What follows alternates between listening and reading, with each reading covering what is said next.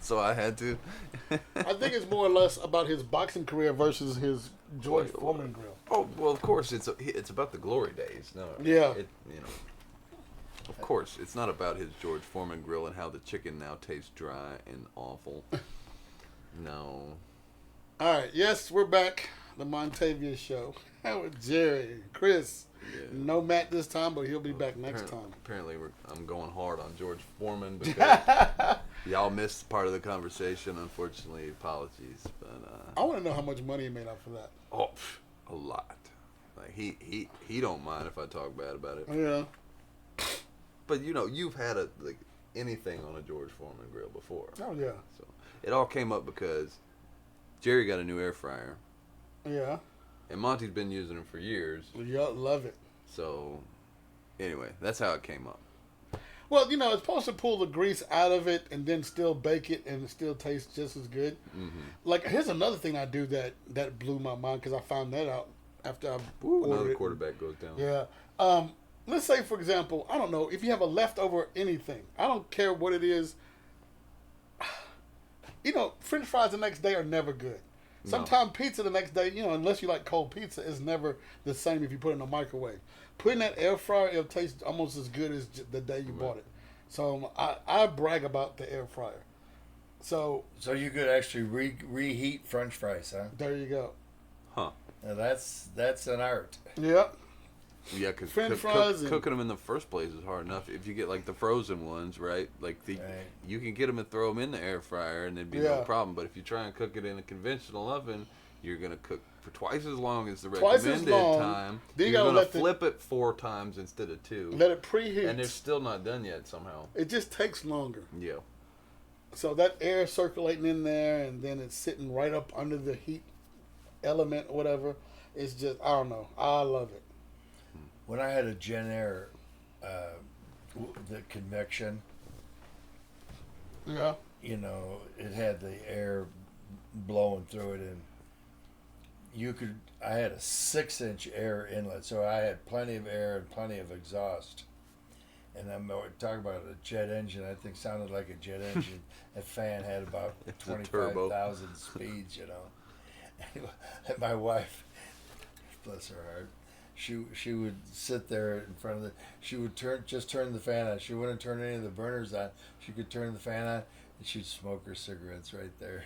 That's hilarious. She'd sit there because from the kitchen, it was a big bar. Right. You could look out in the living room. You could see everything. She sat there, and that fan had just sucked that. There was, not one lick. But, there's no question that a good oven makes a world of difference. Yeah. Back then, I think a good Gen Air was about 2,800, 2,900 maybe, just for the oven. Yeah. Wow. But what blows my mind now is that if you walk in a lot of Home Depots and Lowe's, they have ovens and refrigerators that are Wi-Fi connected, which blows my mind. Oh yeah. So you can, be away from the house. You want to preheat the oven, you turn your phone on and preheat the oven. Then by the time you get home, it's already heated up. So I'm like, yeah, that's cool, but how many times are you going to use that? Or even think to use it? I don't think our brains are programmed enough. So what it really is a vulnerability in your security of your house is what it is. Yeah. In my opinion. Well, that's the Internet of Things is just another right. network entry point to your house. Right, I love it that I do have an AC unit, a window AC unit that's Wi-Fi. And I think that's hilarious. So there are certain things that I would love to have connected to the network, like my smart TV. I want it to be smart, connected to my phone and my laptop and all my other things. My dishwasher, no. My laundry, no. It doesn't need to be that smart. There's washers and dryers that are connected to your phone now, but that still, again, it doesn't make sense. But whatever. No, that's just another vulnerability in my network, man. I do not like that. So they also have a machine that's a washer and a dryer in the same unit. Right. So I'm like, this technology is just going crazy. Yeah, but what if the dude? Until the kid that finds out how to get into my bank account through my washing machine, But there's no okay. You can you can control the wash machine. No. But the wash machine can't control you. I can tell you how he could do it right now. All right, so they're on the same Wi-Fi network, right? Okay, so he's found a way onto the network. There's this device, that device. Well, there's different security measures on this device and on this device, and well, it's a lot easier to hack into the washing machine than the laptop, but they're on the same network. But still, you would have to take that washing machine or whatever appliance it is. And it's not that smart. It's receiving information, but it's not. You can't give information. Well, the smarter they get, the smarter they receive information. Right? It's like a light. They got Wi-Fi light bulbs. So it's on your network, but there's no way for the light bulb to turn around and tell the network what to do. Just wait, dude. There will be a 10th grader that finds a way to get into your, whatever account through the light bulb. Or a first grader. Right. Yeah, it'll be one of these kids that just grew up with a phone in their hand. Raised by the device. Do you think I'm joking? These kids are going to be spooky wizards, man, like in the next 20, 30 years. The kids that were raised by their device and not their mother, they'll spooky, man. That's hilarious. Mm-hmm. They were just talking about these controllers, how these kids nowadays, they can manipulate those controllers like nothing else. But I was talking with you about that yesterday, about how the military did studies about this with the Logitech controllers versus the Xbox controllers. Well, you don't have to do studies, dude. The kids already know how to use the Xbox controller. You don't have to teach them the Wingman X7 or whatever. You can teach them this. They already know how to use it. Exactly. So if you just fly the drone with that instead of the Logitech, we're good. Well, what's sad is that they don't know how to dig a hole or rake a garden or pound a nail or screw a screw gun. That is sad. However, they can operate the backhoe that can move more equipment remotely. They can move more dirt than I could ever move. They can remotely drive equipment. Have y'all seen the movie Gran Turismo? Or you know what it's about? I just saw the ad for it today. I got the basic premise because I had heard the story.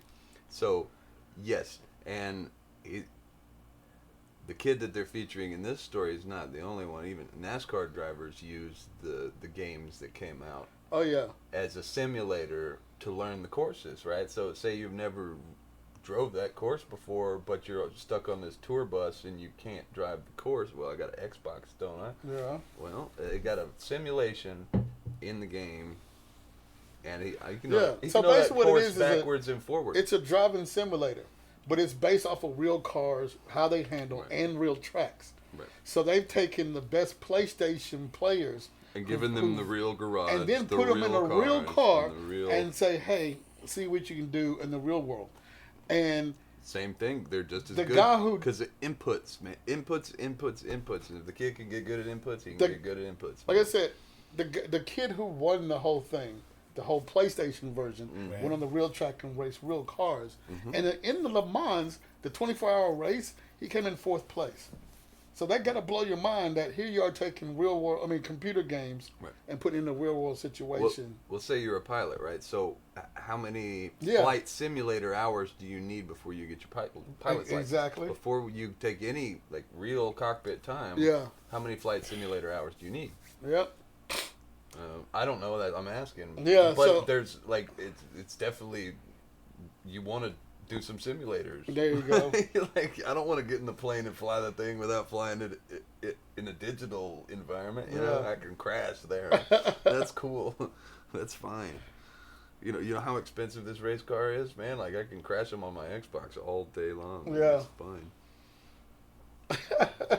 There's no pedestrians either. True.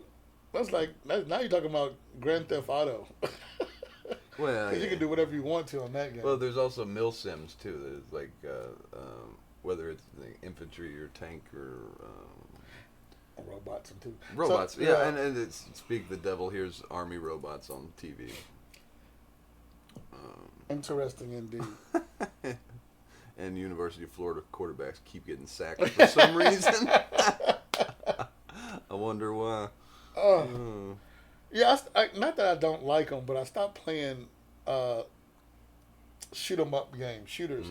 Because, man, these kids you play online are just so good at it. It's like, man, why am I even playing? Because as soon as I step on the field, right. I'm getting shot dead. They're killing me from the hip. They're just like, Rah! Yeah. They're so fast at it. I'm like, man, I can't keep up with this. Yeah. My motor reflexes are not that fast. Now, that's not really a simulator on the level. No. That's more of a arcade game, but... It's still fun, but just not a simulator. It's addictive. Not by no means a simulator. If it was a simulator, it'd be real boring. It'd be real boring, real boring, real boring. Oh fuck. Oh, game over. Yeah. Game over, dude. Game over. Yeah, real boring. Oh fuck.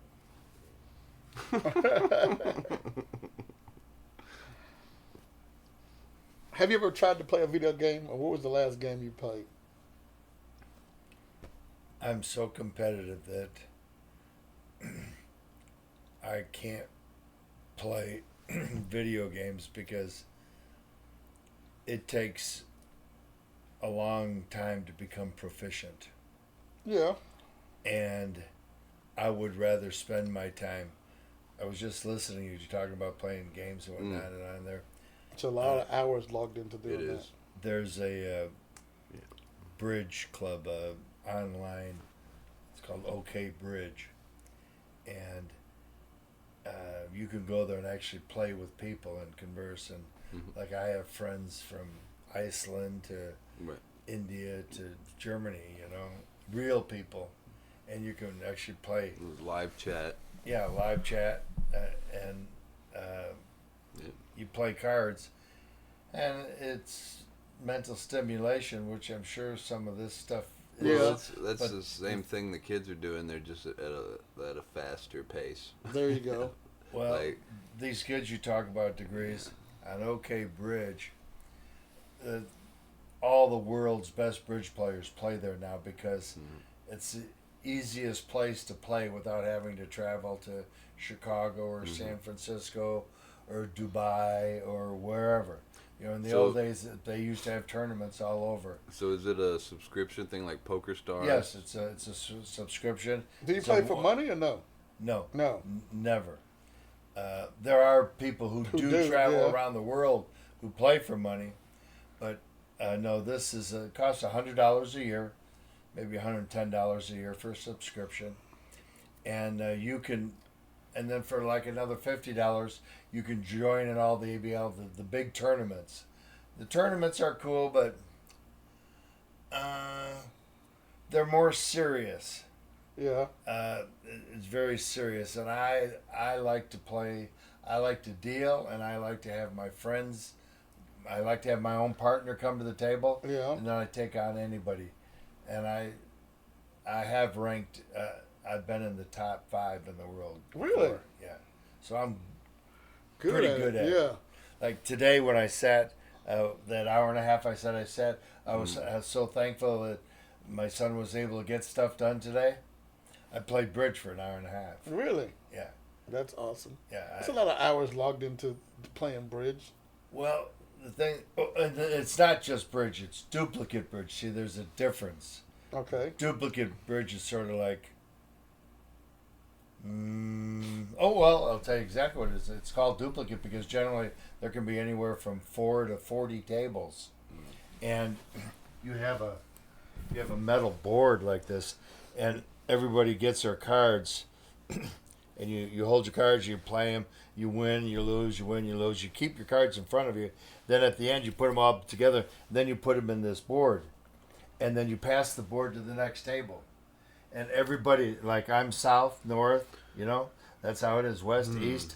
And everybody puts their cards in the exact same spot. And then you pass the board to the next table, and then north, south, east, west. And everybody plays the exact same cards. And sometimes you get 2s and 3s and 7s and 5s, You don't get aces and kings. Okay, wait a minute. Let me ask you something because I've never played bridge, so I'm really done with it. So are you playing with a deck of 52 cards? Yes. Okay. Deck of 52 cards, 13 tricks. There's 13 tricks. The bridge is Actually, do you play spades? Yeah. Okay, so a lot of people play spades. How many times have you picked up your 13 cards, you're playing spades, and you're looking at your cards, you got, okay, four hearts, I got 4 diamonds, and I got 4 clubs, and the 3 of spades. I got what you're saying, but in bridge, you bid. You're not limited to spades. In bridge, you bid diamonds, you bid clubs, you bid hearts, and you can bid more than once. In spades, you only bid once. Right. In bridge, you can bid 6 times. 6 times. 6 different times. That's why you communicate with a partner. It's very important to have a partner that you play with that understands you. But I have walked into bridge clubs throughout the United States, and all you have to do is say, I play KS. KS is Kaufman Scheinwald. It's a system. I play American Standard. Yeah. You know. Anyway, it gets the brain going. So I'm like ask Chris. It's the same thing with pool. If I can't do something well, I'm not going to do it. Now, unfortunately, my pool game is really going to shit. The other night, I really wanted to. Yeah, I didn't have any chance to play pool with you, but I really wanted to play pool with you. So next time we got to play pool. Well, if my game I'm not saying we got to be competitive and try to kill each other, but no. I love to play pool. It's fun. Yeah, it's fun. And if you get on a decent table where the rails are okay. For example, last week we played at the Rusty Nail. Yeah. And those rails and the dimensions were not correct. I was not able to shoot 5 rails. I tried it like 6 different times. The balls weren't coming off the rails properly. The table was not set up. The week before, we were on a larger table over at a different bar establishment. Yeah. And I made a 5 rail and a 3 rail on the 8 ball. That's crazy. So that table you mentioned, it is a little small. It's not the. Yeah, I can take you to other places in Hermitage that has better tables and bigger tables, but yeah, that was just they only have one. They had that and I think 2 dartboards. I think Melrose is the place Melrose to go. Yeah. So see, 30 years ago, Melrose still had a snooker table. Yeah. And if you remember snooker, you know, they were basically 5 foot by 10 foot, and the long cues, the little tiny balls, little tiny pockets. Snooker is the ultimate game, hands down. There's no question. Well, even if it's fun, I couldn't be caught dead playing snooker. Why not? I learned how to play at one point, but I was like, couldn't find anybody who knew who else how to play. I just I kind of gave it up. I'd rather play croquet. Oh, really? Croquet is kind of fun, actually. Croquet is fairly cool. The thing about snooker is it is truly an ultimate game, and it's called snooker because you're not just shooting balls into pockets. You're actually playing snooker. You're actually playing the ball to hide because you build up points that way. And my highest run was 68 points, which isn't much. You know, in the bridge world, I'm up there in maybe the top 10%, maybe somewhere up there. In the snooker world, I'm in the bottom 10% or even less. Well, maybe you and less. me both. I'm in the less department, man. But now, back in the day, I was in the upper snooker bridge. 25% of snooker players. Are you good at bowling? Bowling, not anymore. When you have artificial knees and artificial hips, your body doesn't. I don't know. Well, my thing is, I like to bowl. And, I'm not great at it, but I like to bowl. Right. And I've never picked up how people do the spin. You ever see people spin? Sure. Professional bowling. It's easy. I do it every time. If I do it, it's by accident. If I try to, by accident, I mean, I can make it spin, but it's not going to do it. So how do you grip the ball? 2 fingers in the hole. You don't need to do that. Everybody says that. How do you grip it to spin? So take a ball that's manageable first. Yeah. I even have my own ball and shoes. Use a kid's ball if you want, but the accuracy is more important than mass or velocity, right? Yeah. So get a smaller ball you can palm and start with that, and then whip it. Really? Yeah. If you look at the professionals, all their balls curve in because by the ball curving in, when they hit that, extra momentum. Well, bam, right into the. It's going in a very specific direction. Correct. And it comes in at a very specific spot. Right.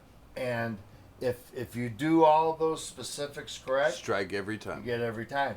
But if you just go straight, no, it doesn't work so well. It splits the pins. Yeah, that's how you get the splits. Well, I looked at it this way, and this is by far not 100% accurate, but you don't want to hit the one pin straight. That's correct. Exactly. You know, you want to hit it at an angle. You want to hit the second pin at the right angle between the second and the third, but you want to come in at it. Say you're right-handed. If you're right-handed, as I am, you're going to put right-hand English on the ball, right? And it's going to spin, and it's going to just barely hug the line until it comes in, and it's going to hit the third pin between the second and third. Exactly. Boom. And then they're all gone. Yeah. But it's a lot easier to say that. To say it than to do it every time. And if we played a game, I might get 2 strikes. Yeah. Knowing the theory and all. Yeah. Well, but see, okay, again, my question is the speed, the force, the power, and the spin all goes into that. Correct. All of them. So you can't just do one. It's you gotta be. So it has to be muscle memory, just automatic. That's crazy. Just like throwing a football or playing the drums, or Yeah. If you're thinking about playing the drums, you're already wrong. We were talking about pool, believe it or not. The cue ball, when you break, be it 9-ball, 5-ball, 8-ball, whatever, you generally do not strike the head ball. You come in directly. You try to impact the head ball and the second ball at precisely the same time with the precise amount of English. And the last couple of times I've gone out, I can't do it anymore. In used to be in very real life, good at breaking. and no, I'm not gonna be perfect at it. But I play pool on my phone, Google Games or whatever, and I know exactly what you're talking about because it helps with angle recognition. Yeah, so I know what angle to hit to at least when I break. I can get at least 1 to 2 balls in, and then I can hopefully try to run the table. At least make it down to 1 or 2 balls left. Right. But I played on my phone. I'm like, I know exactly what I'm trying to do. What you can't learn on your phone, though, and this is the problem with simulators, right? Because there's things like when you do it physically. Yeah. I say your ball's lined up on the rail, your cue ball's lined up on the rail, and your target is also lined up on the rail. Yeah. That's a hard shot. And your simulator's not. Especially if there's a hole between the cue ball and that ball. Like the side pocket. Right. So you'd have to pass that side pocket. You'd have to break the laws of physics and curve it around the pocket, right? Or in theory and in the game you could do that. No. Because a lot of times in the game it kind of cheats and gives you a line to show you exactly what you're doing. Would you use English on that shot if you had the cue ball behind Well, I have to keep it on the rail, right? Because what English would you use? It'd have to be reversed. It'd have to go the opposite direction into the rail. Okay, so you're on the left rail. So it'd be left-hand English on the rail to keep it on the rail. But the problem is that we have this middle pocket in the way, and then it's going to bounce off the corner, and then if you use the proper left English, like you said, it'll actually slip past. the easy said in theory. Yeah, easily said and done.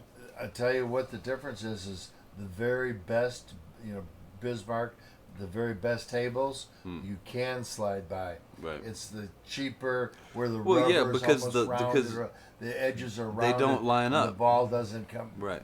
Go perfect. And the pockets themselves stick out from the rail. Yeah. Anyway. The last time I played pool, of course, it's the 8-ball sitting right at the pocket, at the pocket.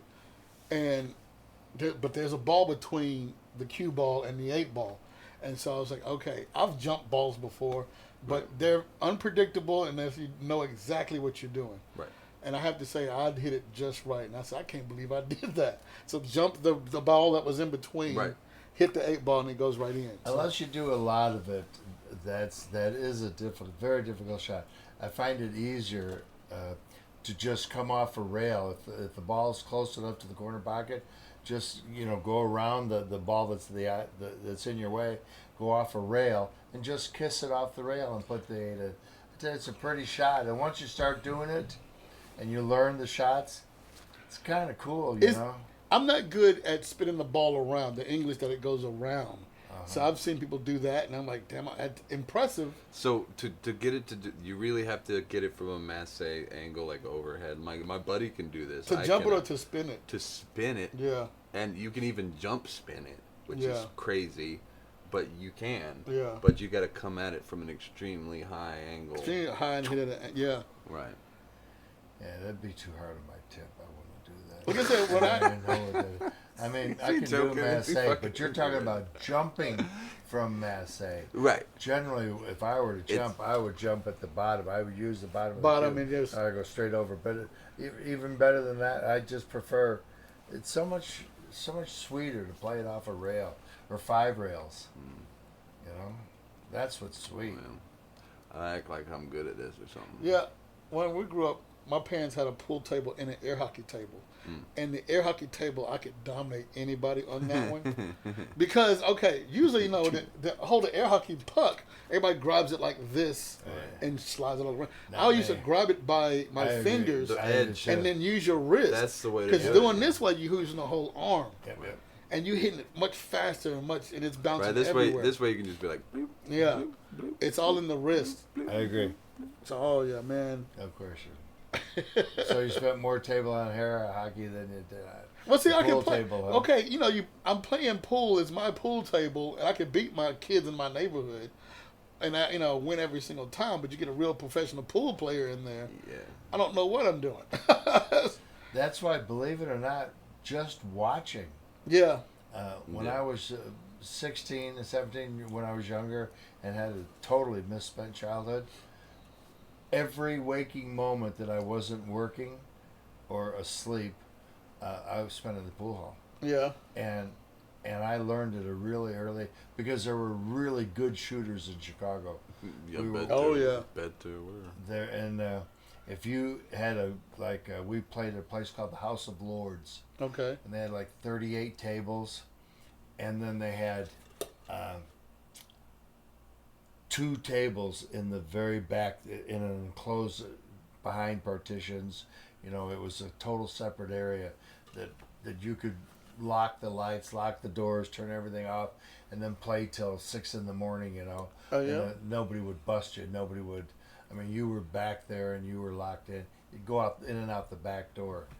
But the best players came there, and these were the players that played for money. And if you were fortunate enough to be part of that group, you could watch.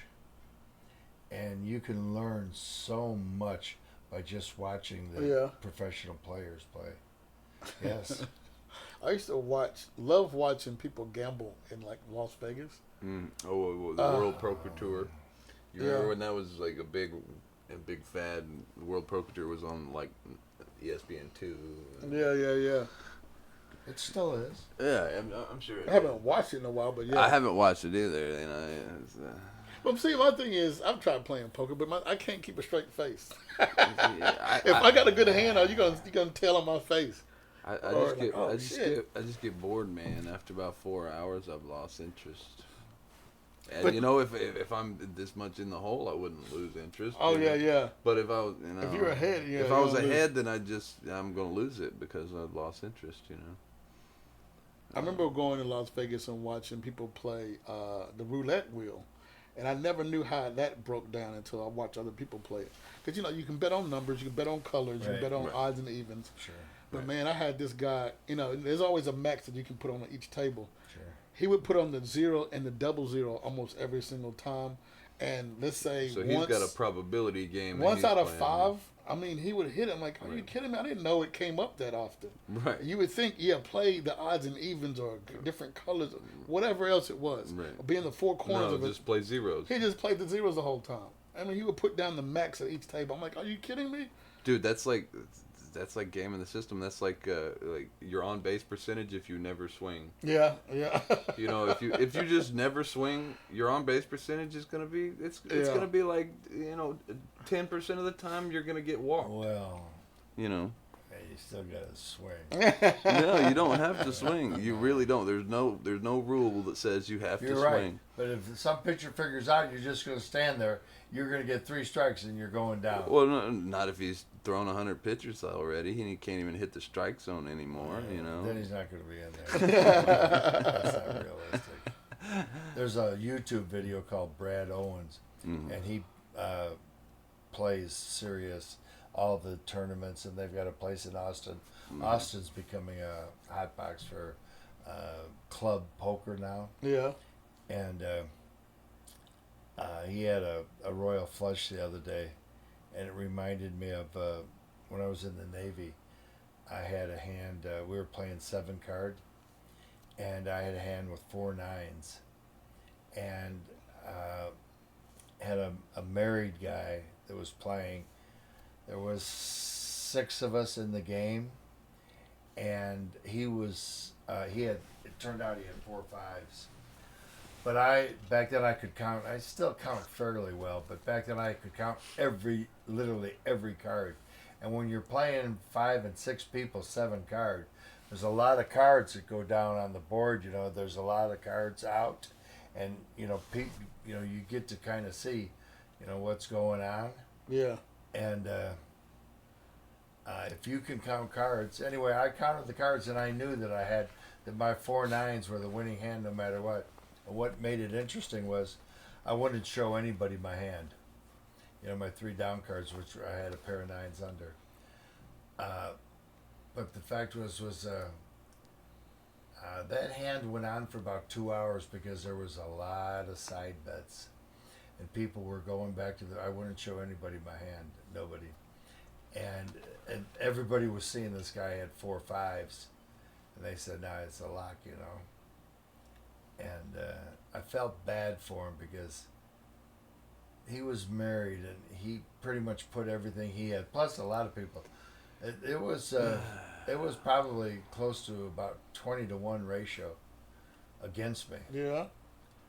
But there was a few people who knew me and bet with me, but yeah, I gambling, mean, I can't feel bad for the guy. Like, oh no. Yeah, he sat down. When I came here to Nashville, they play cards here in Nashville. I don't know if you're aware, but there's a number of private games there. Really?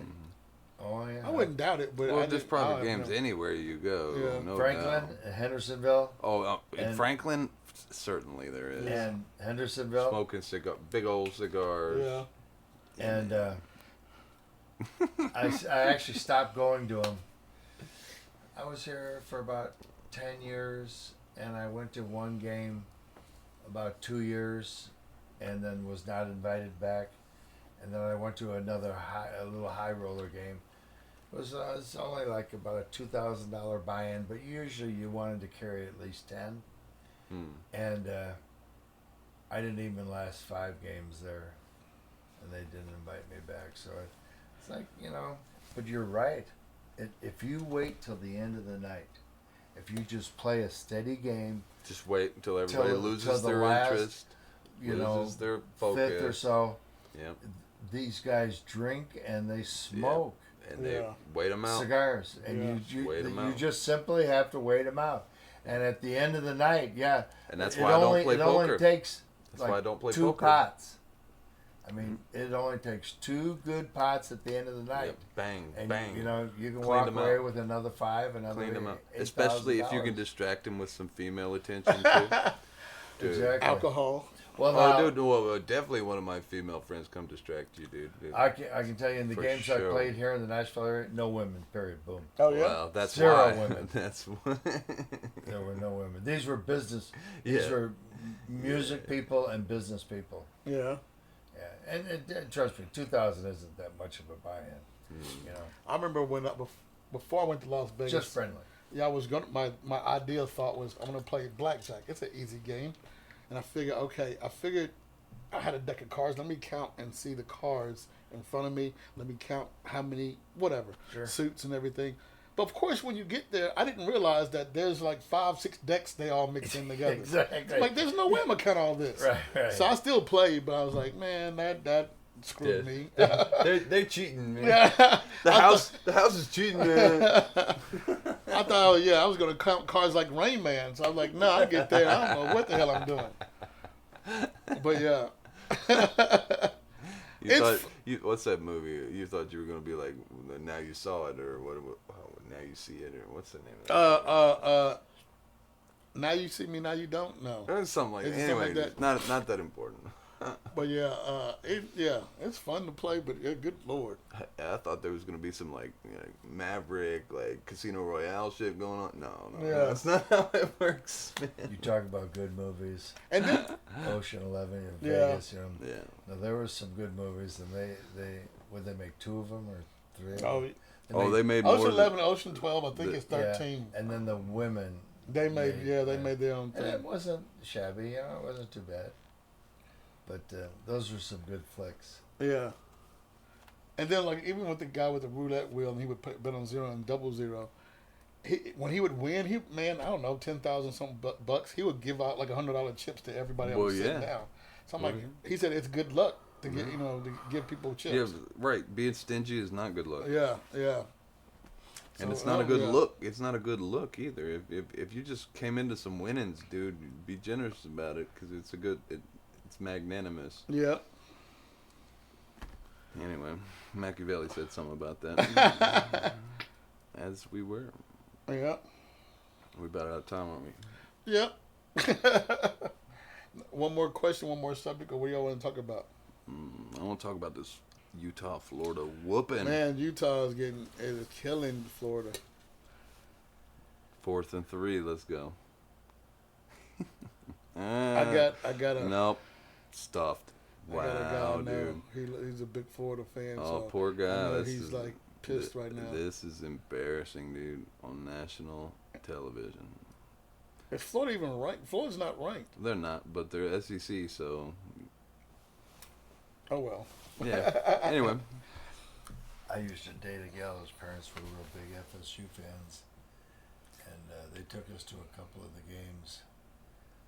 Of course, they were alumni, and it was the first time I had actually been to a college game. This was in like 67 or so, and I had no idea of what like a college game day was. Never been to a college football game, and it was like FSU and Alabama or whoever it was. Mm-hmm.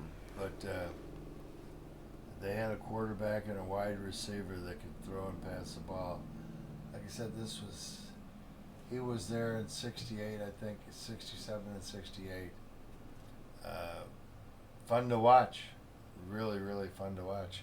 But I just had no idea the pageantry, Yeah. Oh, it starts at the crack of dawn. Yeah. Well, With these the parents, like parades I said, and everything. These were alumni, and these people are like dead serious. And then probably 30 years later, I went to what's LSU? What do they call the LSU stadium? Something. The Swamp. No, that's Florida. Is that The LSU is like the Devil Coliseum. Bowl or something. No, Anyway, I don't know. Something I like went that. there a couple of times. That's an old building too, isn't it? It's been around for a while. At first, I never understood the college fandom because, when you graduate out of high school, I kind of don't look back. It's just, all right, that's where I went. I learned my shit and got on. But people, you go to college, and they're like, no, we go back and watch the games all the time. I'm like, but why? It's like, I never understood. It's kind of divorced from the university, really. Like the fandom. I get it now, but the fandom is divorced from the university, but it's not because it funds the university, right? Because the fans bring more money to the school than the school would like to admit. Yeah. But like I'm a University of Tennessee fan, and have I been to a single class at that school? No. No. When I went to LSU, and we went a little bit early. I wanted to see what the stadium looked like. We didn't have very good seats. We were kind of up in the nosebleed. But what I found fascinating was the number of elderly, and I'm talking 65 and 70-year-old husband and wife. that have been going for 50 years to every home game. Yep. And they had their seats. They knew all the people around them. They had their crowd. This was a very, very big deal. Again, it was an eye-opener for me to see the elderly that had same seats, same everything, forever. It's religious for some people. Yeah. Really. Again, it's like when it's a college, those people will be there for years and years. Yeah. But the players are there 4 years. Yeah, and then it's a whole new set or less. Yeah, but then you go to the NFL. Those players, if less than 4 good years. Players, less than 4 years, and they might play on the team for 6 weeks. Yeah. So I'm like, you're getting a whole new team every at least 3 to 4 years. Right. The NFL depends on the player. Sometimes depends on the coaches. The NFL, you'll get a whole new team in 3 years, 2 years, 3 years. Normally, a quarterback will last a good 10 to 12 years. Depends on again the quarterback and who he is and how long he's going to be in the game. Very rare. But but running backs and tight end, it's a different thing though. Same game, different people. Interesting. Yeah, there's layers to it too, like especially the financial layers, because there's financial rules to one league that don't apply to the other, like the NCAA. NCAA, these players can't get now with the FIL rules, they're going to get some compensation for all the money that the schools have been making using their names this whole time, right? But it's not like the video game deals that the pros got. Yeah. Did you ever play like NCAA football or whatever? Yeah. It's like quarterback number 3, because we can't use his name, but because the NCAA regulation can't allow him to profit, and if we use his name, we have to pay the man, right? Yeah. Even though he's just a kid, we have to pay him. Well, and then it comes to recruiting, like, well, we can get you this video game deals if you come to our school, and it gets really shady real quick. You see. So. Interesting. Another thing too, I always want to know how much stuff cost. Which stuff, like equipment, like even painting the field. Just painting this field. That's artificial turf, so they don't have to paint it. Just painting the field is a massive expense for a lot of schools. Just making it look good. It's a full-time job to take care of that field and make it look good. So the money behind all this, it just blows my mind, because it's not like, I don't know. It comes out of somebody's pocket. It comes out of something, and it's not cheap.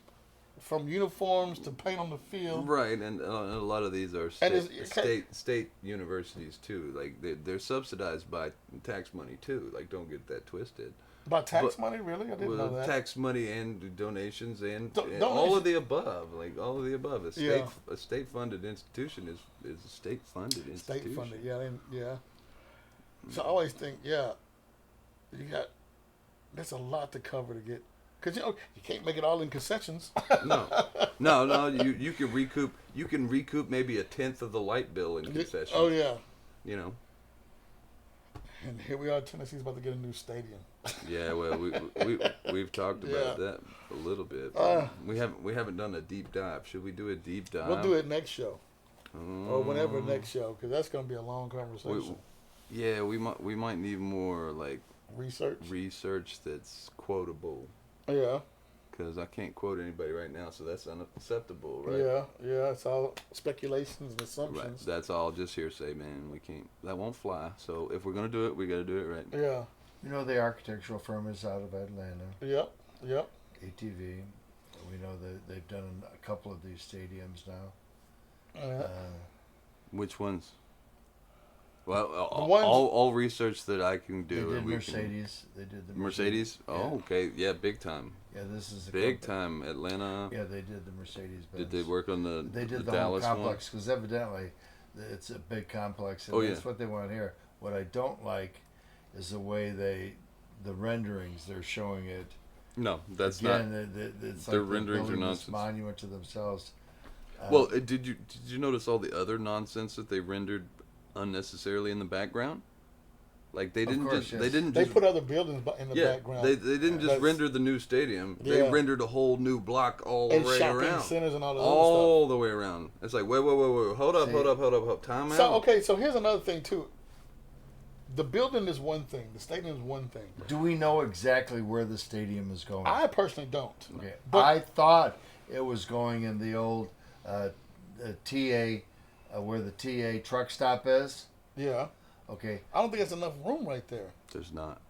Okay, maybe for everything I saw in that. But maybe for just the building, but you got to have parking. Where are you going to park everybody? And not just the traffic around it. Yeah.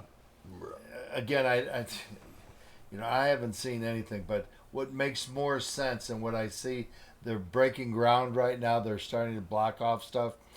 That parking lot, if you actually look at where the east side of the stadium is, from the east side of the stadium to the La Quinta Inn, that it's Tollway Road or whatever that's, I think that's called something Tollway Road. Where the Gersh House used to be? Stupid street that goes right there. It's the only frontage the only frontage road that we really have. That's the only frontage road in Nashville off of I-24. Jefferson and over to Koreans. And it turns into one way. Mm-hmm. But that's a massive parking lot over there. It's a major. And I'm wondering now. See, it would make sense if they put the stadium there, but then they're going to have to tear that old stadium down.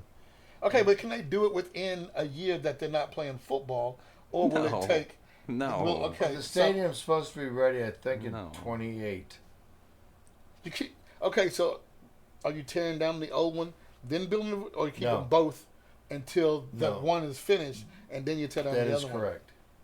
That's why I say I think it's going in front of this one. I think it's going to the east. This is a 10-year project. This is a 10-year project minimum.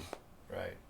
And what I think that's actually going to happen, and I've been looking at it, is, and of course I'm just guessing, but and I can look into it this week, but I think where the TA was, that's going to be major parking over there.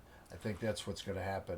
Because what they're going to do is, they've got to figure out, the egress used to be onto Vietnam Veterans Boulevard, right? Yeah. Well, if they keep the stadium over there, then that's fine. But they're not going to have any parking. So the parking is going to have to go.